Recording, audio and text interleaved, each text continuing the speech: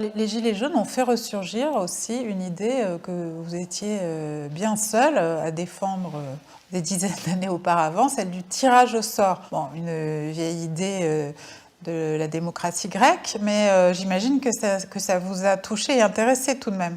Oui, lorsque j'ai rappelé que la démocratie fonctionnait par le tirage au sort, c'est-à-dire qu'il n'y avait pas de représentation, mais qu'il y avait une délégation pour un temps très court, pour des tâches très déterminées à des individus, et que ces individus étaient tirés au sort. Bon, quand j'ai rappelé ça, les gens ont trouvé ça vraiment, qu'est-ce que c'est que cette histoire-là, quoi. Enfin, d'où est-ce qu'on sort ça, quoi. Alors effectivement, depuis ce temps-là, j'ai vu cette idée tout d'un coup être un petit peu partagée, diffusée. Oui, je crois que c'est essentiel. Bon, alors, parce que les gens vous disent, oui, alors, est-ce qu'on peut organiser ça dans nos vastes sociétés, et ainsi de suite, mais c'est pas le problème. Le premier problème, c'est de distinguer un peu les principes, quoi.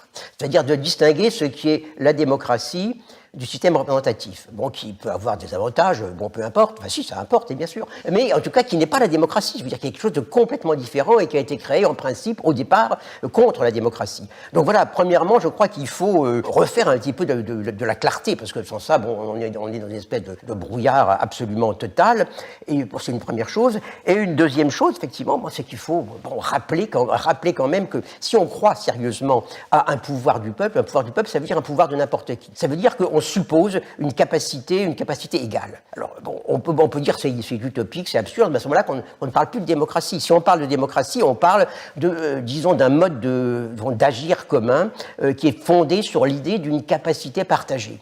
À partir de ce moment-là, effectivement, on peut reposer la question, comment est-ce que cette capacité partagée peut se traduire ? Et je dirais que, le tirage au sort, bien sûr, on n'est pas dans la communauté athénienne, d'accord, on peut dire que tout a changé, mais le tirage au sort est quand même quelque chose qui, premièrement, est la seule forme de délégation qui soit proprement démocratique.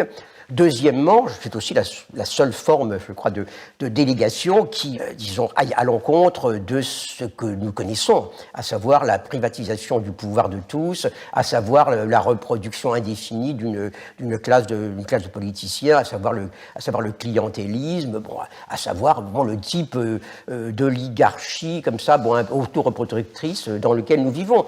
Donc voilà, je me suis content que cette idée revienne, en même temps avec l'idée que il ne s'agit pas de dire on va faire une bonne constitution, il y aura le tirage au sort, donc ça va marcher. Non, les bonnes constitutions sont des constitutions dans la mesure où elles constituent quelque chose, où elles constituent pas simplement, disons, une règle du jeu, mais où elles constituent un type de peuple, quoi. Et par conséquent, effectivement, lorsque je vois des gens qui disent oui, on va faire une assemblée constituante, oui, d'accord, mais on va lire une assemblée constituante comme si, par exemple, ça résolvait les problèmes. Mais vous allez lire une assemblée constituante, vous aurez 28% de macronistes, 28% d'extrême droite, 15% de républicains, ça n'a pas de sens. Ça n'a pas de sens. Je dirais que toute mesure qu'on propose est une mesure qui prend sens dans une dynamique politique qu'on est capable de construire.